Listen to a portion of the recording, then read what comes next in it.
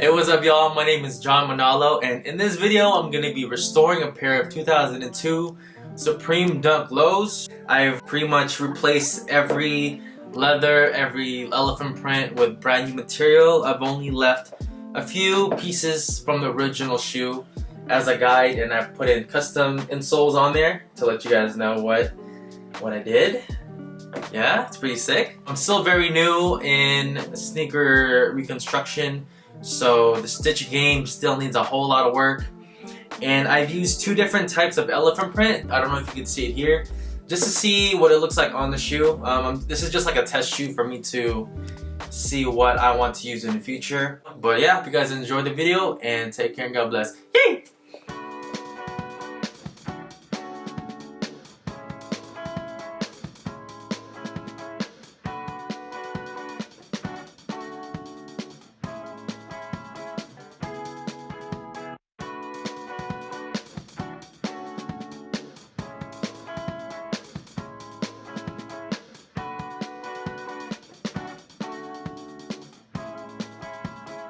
Alright, so I told homie to fuck these shoes up even more, and god, they look way worse than what they did before.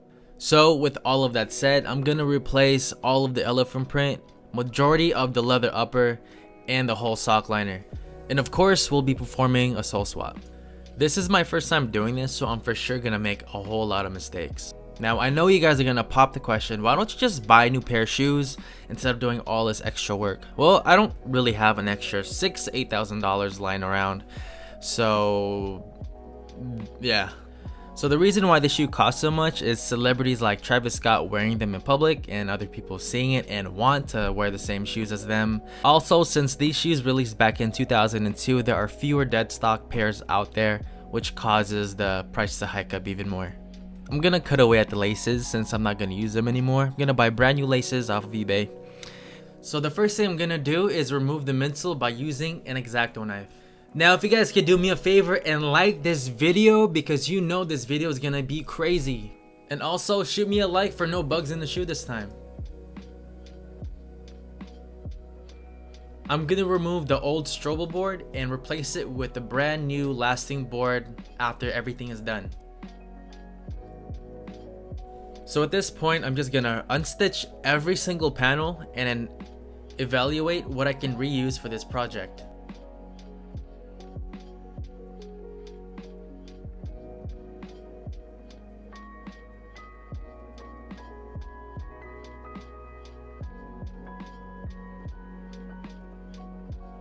Now you can really see the difference between the leather that hasn't been exposed to the elements since it was tucked away underneath the Nike tab, opposed to the rest of the black leather, which is tattered, scattered, and battered up.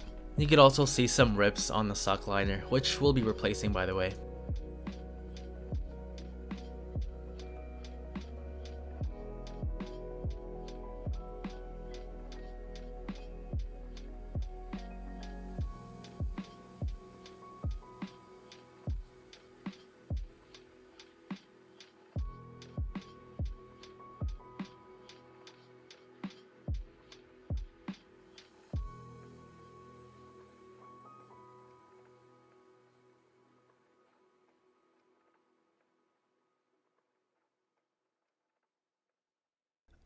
Alright, now that the shoes are butt naked, we're gonna place it over a manila folder to copy the shape to use that as a pattern for our new material. So I'm using a tweezer to remove the dead thread, just as you would use a tweezer on a salmon to remove the bones.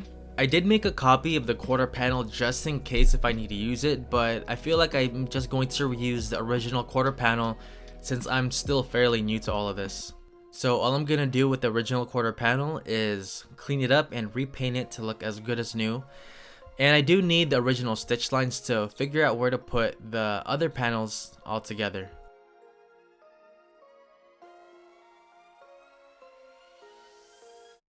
I will be attempting to make a new vamp for the toe box, just for practice. I'm pretty sure I could still reuse this piece, but I do want a new leather toe box to remove any creases. Once the creases are this bad, it's pretty much impossible to remove all of the creases with the iron method.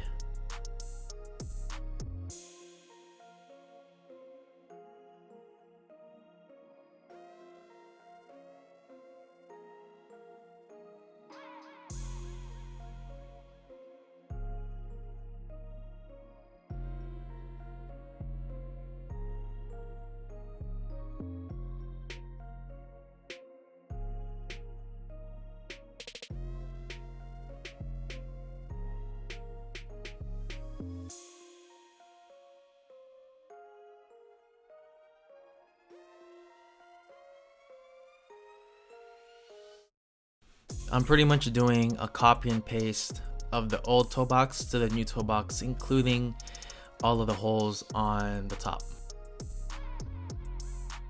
So those holes aren't finalized, it's just a guide for me to know where to hole punch the leather.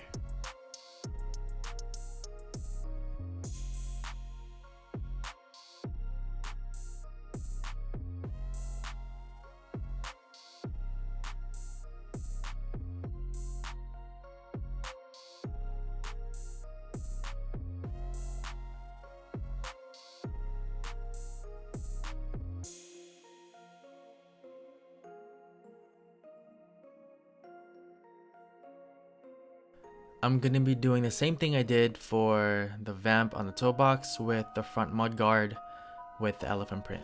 Once I trace the patterns on the elephant print, I'm gonna cut it away with some shears. Now, one mistake I made was not adding enough material on the pattern. I cut it a little too precisely to the original pattern, which was a mistake if I'm gonna put a last on the shoes, and I'm gonna need the extra material to pull over the last so I can nail it down.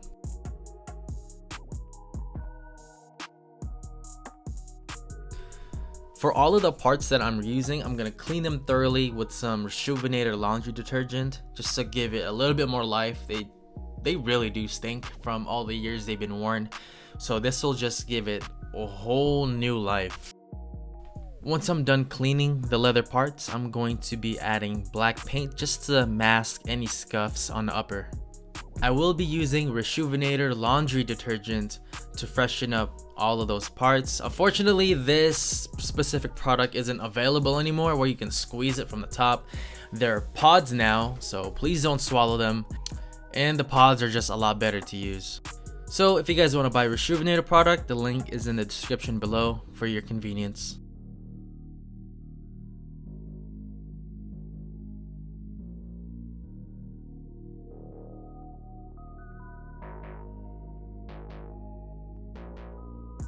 I will be using their medium bristled brush just to get any dirt that's embedded in the leather to rise to the top so I could wash it away.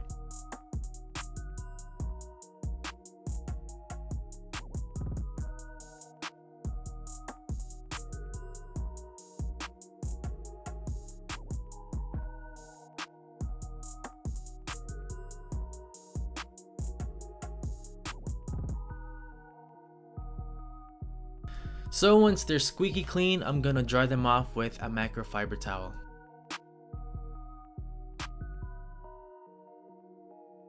Now we're moving on to replicating the swoosh, which was very inconsistent just because the swoosh was very beat up, so there was a lot of jagged edges which I didn't want in the final product. So I didn't end up using the original swoosh pattern for this project.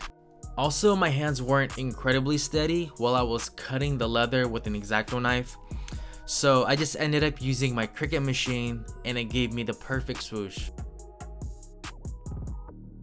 So your pattern has to be the most perfect it will ever be, otherwise your imperfections will transfer into your leather material that you're gonna cut off.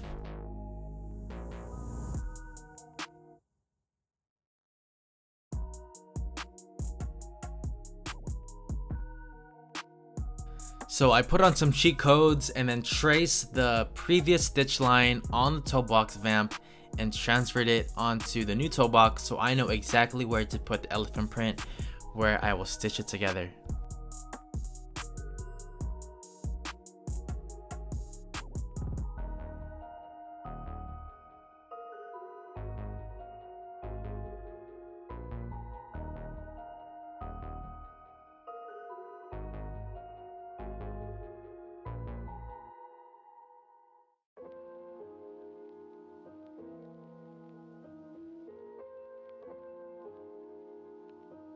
So another mistake I made was not stitching the tongue on the black leather before I did the elephant print, before I attached the elephant print, because now I'm struggling on lining it up perfectly because it's in the way, and it's just so hard for me to stitch this completely straight while the tongue is incredibly puffy, so it misaligned and just curved me like all the females that I talked to, and it just looks completely dumb and ugly. So now I have to redo it and start over and cut a new piece of leather and just go back to square one with the toe box.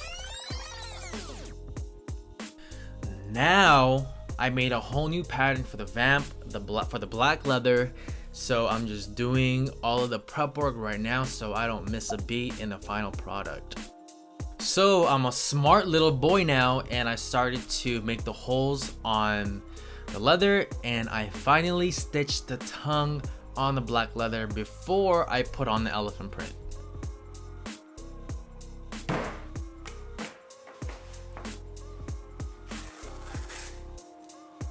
I'm gonna glue the tongue down onto the black leather first so it doesn't move around while I stitch it.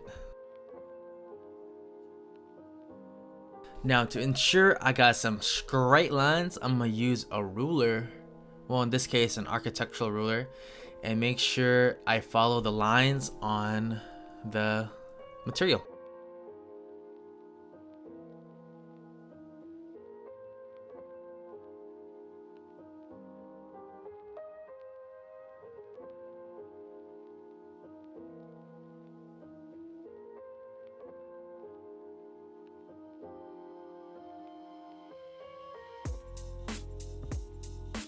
And there you go, so much better.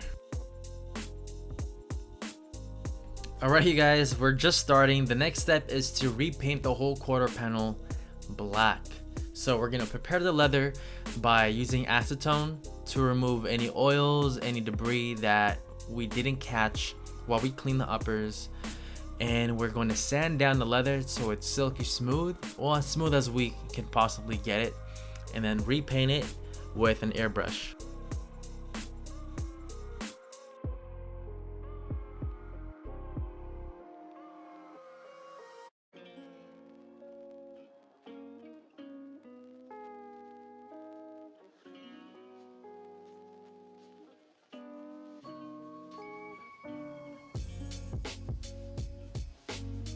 So this leather piece that is damaged, we're just gonna apply a little bit of glue and then shut it, and then remove the rest of the excess glue with acetone and cotton balls.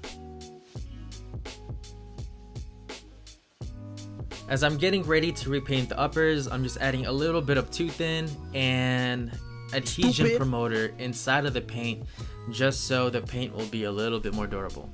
And I made a little bit of a accident by shaking it up because I didn't realize how many holes there were in my container, so I just wiped it away with a little bit of towel, and it's good to go.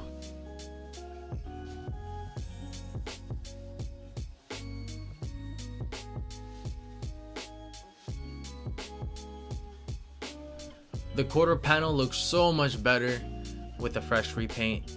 Did I say quarter pounder or quarter panel? Damn, I'm getting hungry. So I'm realizing it's one whole continuous stitch, as I'm about to show you. So it just goes from the quarter panel to the toe box to the other side of the quarter panel, unlike the Jordan 1s. So this is gonna be a little bit difficult. So instead of stitching a toe box first, I guess I'm gonna start with the Nike tabs, the swoosh, and the rear elephant print before, also the eyelets before I stitch on the front toe material. So another mistake I made is I should have just stitched on the swoosh first and then the Nike tab, because the Nike tab will get in the way as I'm stitching the swoosh. So just something for me to remember next time I do this.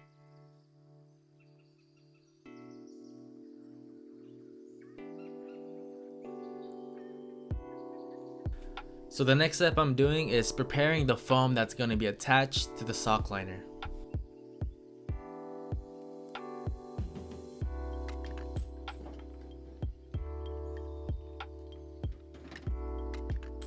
Another mistake I made is already attaching the sock liner to the shoe when that's almost the last step. So I'm gonna end up actually removing it after I stitch it on, after I realize like, oh, this is gonna be in the way when I stitch the other parts, so I'm just gonna take it off. But watch me be a dummy and stitch it on anyways. Stupid.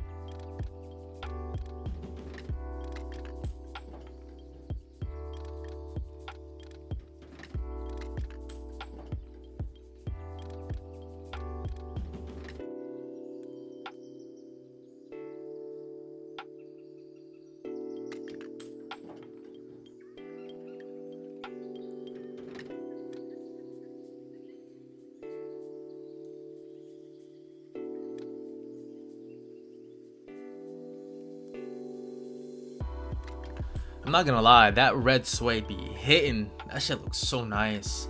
I'm using, what is it, red deerskin, and I just reversed it to show the suede side. So, yo, that shit looks so sick.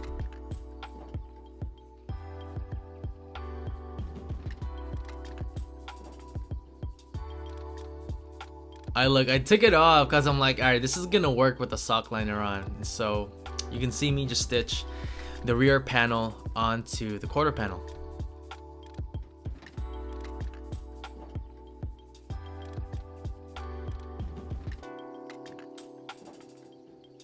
You ever wonder what that stiff material is on the heel of your shoe? So this is what I'm attaching just to give your shoes some spine. So this is what makes the back of your shoe rigid and keeping its shape. It's a heel counter. So this is something I didn't make, it's reused from the original shoe.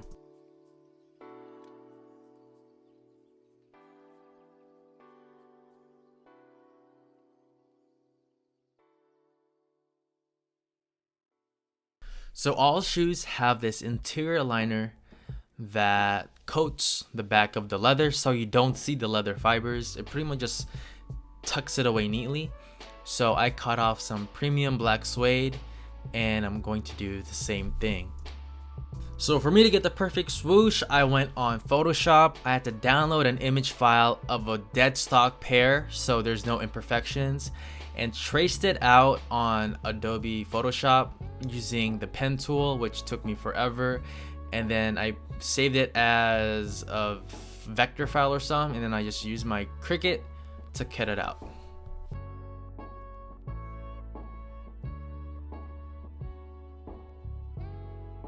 Boy, I'm telling you, I went to hell and back just trying to figure out the perfect shape for the swoosh.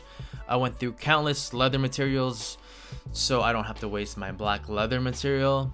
So I finally found the perfect size and shape. So now I ran out of the black I needed, so I'm just gonna dye this tan leather and stitch it on. I'm gonna dye both the front and the suede part just so they're equal parts black.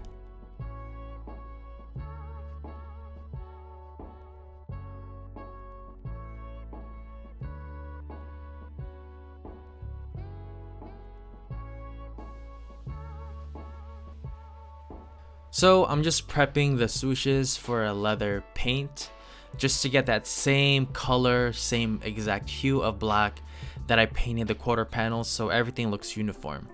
If I were to leave them just as is, you can tell that something's off since there's a little bit of a purple tint to these dyes.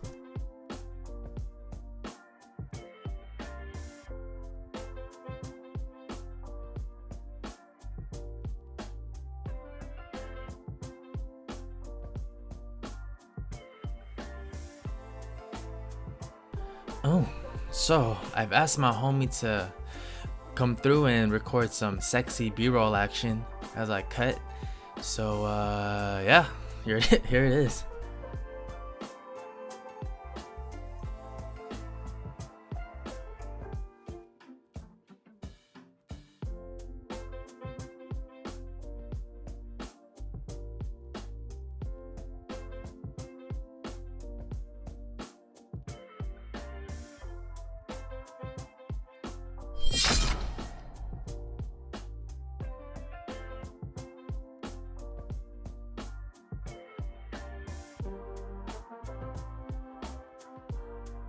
The shoes are almost taking shape and I'm getting pretty juiced by the way they're looking already.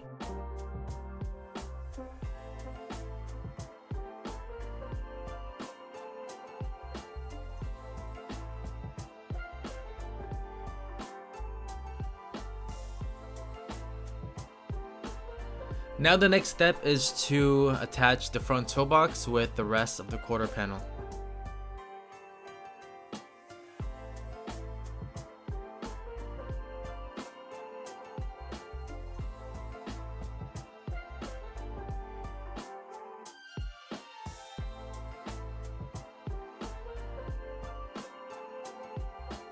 As I was stitching, I was like, yo, something does not look right.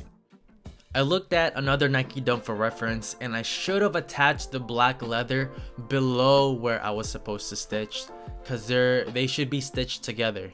After realizing my mistake, I had to go back and redo it again. So I'm just working my way around the toe box and just progressing slowly but surely. One thing I really need to practice is my distance between my stitching and the edge of the leather, because I went off the rail with this part and I should have been a lot closer to the edge of the leather, so that really affected the whole aesthetic of the shoe.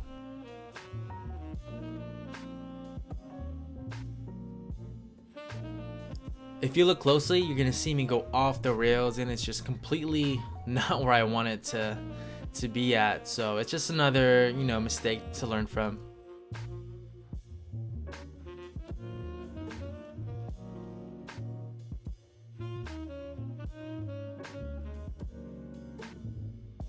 This shoe is ready to be lasted, so I'm going to punch all of the holes off of the eyelets for our laces. You need the laces to make the last stay in place so it doesn't fall off.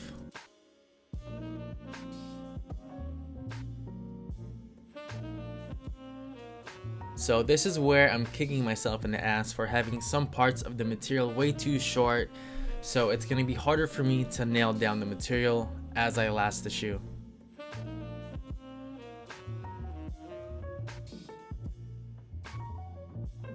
I'm going to provide videos in the description where I learned how these masters last their shoe. My fault for having this shot out of focus. I didn't realize how close the last stand was to the camera, so it just totally focused on that instead of what I'm doing. Yeah, this is really tough. You could see me wrestle with the shoe just to get every little bit of inch from that material just so I can nail it onto the lasting board. So here's a glimpse of what the shoe looks like on the soles. I will glue the new soles onto the upper off camera since I'm not that confident yet in doing it on camera.